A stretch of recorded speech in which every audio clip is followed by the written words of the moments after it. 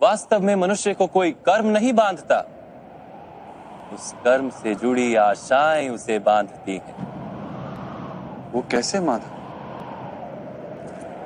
यदि इस युद्ध में तुम्हें विजय होने की आशा है तो पराजित होने पर तुम्हें भीषण दुख होगा, और वो दुख तुमसे कोई अन्य कार्य करवाएगा जिसके लिए तुम्हें दूसरा जन्म लेना पड़ेगा। और यदि तुम विजयी हुए तो तुम्हारा अहंकार बढ़ेगा, और वो अहंकार तुम्हें विश्व विजय के लिए प्रेरित करेगा, तुमसे हत्याएं करवाएगा, और उसका पाप तुम्हें बांधेगा। विचार करो, यदि तुम्हें इस युद्ध में ना विजय का मोह और ना पराजय का भय, तो इस युद्ध के अंत में तुम्हें सुख प्राप्त होगा या दुख प्राप्त होगा? ना सुख माधव, ना ही दुख। अर्थात तुम्हारा सुख, दुख, हताशा, निराशा, अहंकार युद्ध के कारण नहीं है। युद्ध के साथ तुमने जो आशाएं बांधी हुई हैं, उसके कारण है। क्या ये सत्य नहीं है पार्थ?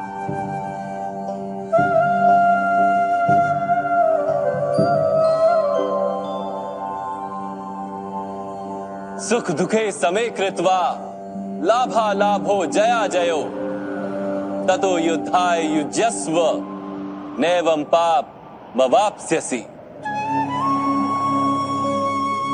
अर्थात सुख दुख को समान मानकर लाभ हानि जय पराजय का विचार किए बिना यदि तुम युद्ध करोगे कौन्तेय, तो तुम पाप के भागी नहीं बनोगे। इसी को कर्म योग कहते हैं। जो सांख्य का ज्ञान प्राप्त कर लेता है वो ये जान लेता है कि वो शरीर नहीं, केवल एक आत्मा है। शरीर के भोग और अनुभव तो केवल मृत्यु तक है, अर्थात वास्तविक नहीं, केवल माया है।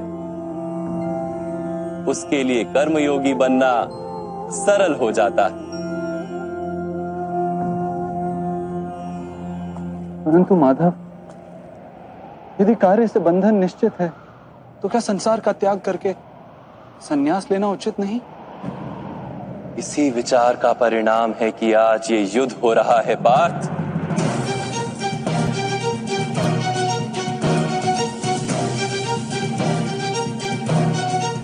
विचार करो, जब सत्व गुण से भरे धर्म को जानने वाले लोग कर्मों का त्याग करते हैं, तब अधर्म से भरे लोग ही संसार को चलाते हैं।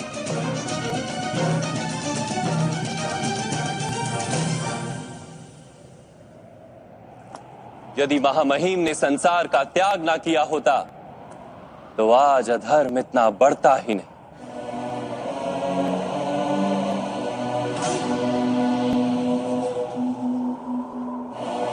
और तुम्हारे पिता ने यदि संन्यास ना लिया होता तो आज भ्राता युधिष्ठिर सुख से राज कर रहे होते।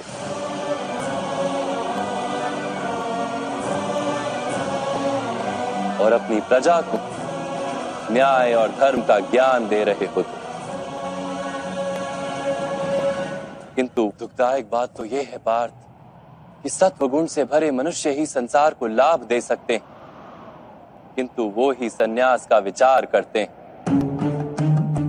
जैसे जल तो भाप बनकर उड़ जाता है और कीचड़ वहीं पड़ा रहता है, वैसे सत्वगुणी सज्जन लोग तो संसार का त्याग कर देते और तमस से भरे अधर्मी लोग संसार में कार्य करते हैं। इसी कारण से संसार में पाप और अधर्म बढ़ता है।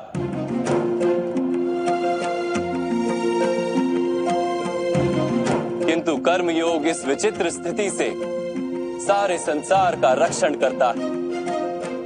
कर्मयोगी फल की आशा का त्याग करता है, किंतु कर्मों का त्याग नहीं करता। वो इसी संसार में रहता है, सन्यासी की भांति सारे कार्य करता है, किंतु उनमें लिप्त नहीं होता। कर्मयोगी अपनी संतानों से, स्वजनों से, अपनी प्रजा से कोई अपेक्षा या आशा नहीं रखता। स्वयं उसे संन्यास का लाभ होता है, किंतु समाज को संसारी की भांति लाभ देता है। मनुष्य अपनी संतानों के सुख के लिए श्रम करता है माधव। अपनी संतान से सुख की अपेक्षा कैसे न रखे? मनुष्य अपनी संतानों के लिए जो भी करता है वो व्यापार है या प्रेम पार? प्रेम माधव। तो फिर अपने कार्यों के प्रति फल की इच्छा क्यों पार? भविष्य का लाभ तो व्यापार में देखा जाता है, प्रेम में नहीं। जो मनुष्य अपनी संतानों का चरित्र निर्माण उचित रूप से करता है, संतानों को प्रेम और धर्म के संस्कार देता है, उसकी संतानें भी मनुष्य को प्रेम और सुरक्षा अवश्य देती। संतानों के कर्म, स्वजनों के व्यवहार उनके कर्म हैं पार, और जब उनके कर्मों पर हमारा कोई अधिकार नहीं होता तो उनसे आशाएं और अपेक्षाएं रखने का क्या प्रयोजन? यदि गहन विचार करोगे पार्थ, तो शीघ्र ही ये जान लोगे कि जीवन में ऐसा कोई कार्य नहीं है जिसके साथ आशाएं और अपेक्षाएं जोड़ना अनिवार्य हो। जब कृष्ण ही परमात्मा है और मनुष्य स्वयं परमात्मा का अंश है, तो सारे कार्य परमात्मा ही करते हैं। मनुष्य स्वयं कुछ नहीं करता। यही कर्मयोग का मूल सिद्धांत है पार्थ।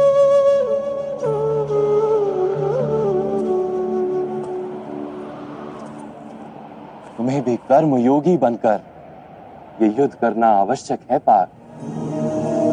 त्रिगुणिया विश्या वेदा निस्त्रिगुण्यो भवार्जुना, निर्द्वंद्वो नित्य तत्वस्थो निर्योग क्षेम आत्मवान।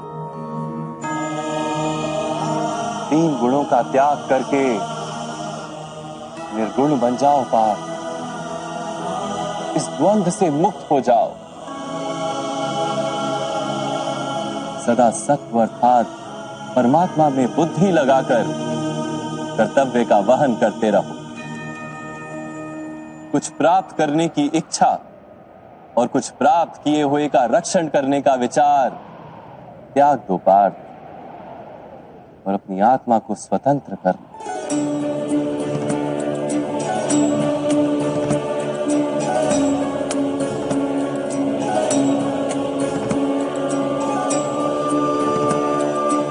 स्मरण रहे पार्थ,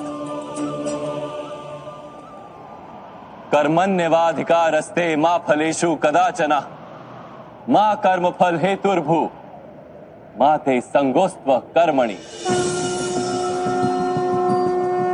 तुम्हारा अधिकार तो केवल कर्म करने का है, फल तो ईश्वर के हाथ में।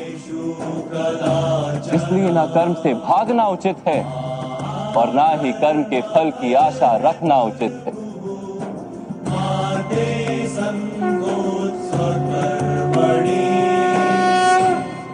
जो फल का त्याग कर दे परंतु कर्म का त्याग ना करे, ऐसे कर्मयोगी को कैसे जाना जा सकता है माधव? विश्या विनिवर्तन्ते निराहारस्य देहिनः, रसवर्जम रसोप्यस्य परम दृष्ट्वा निवर्तते।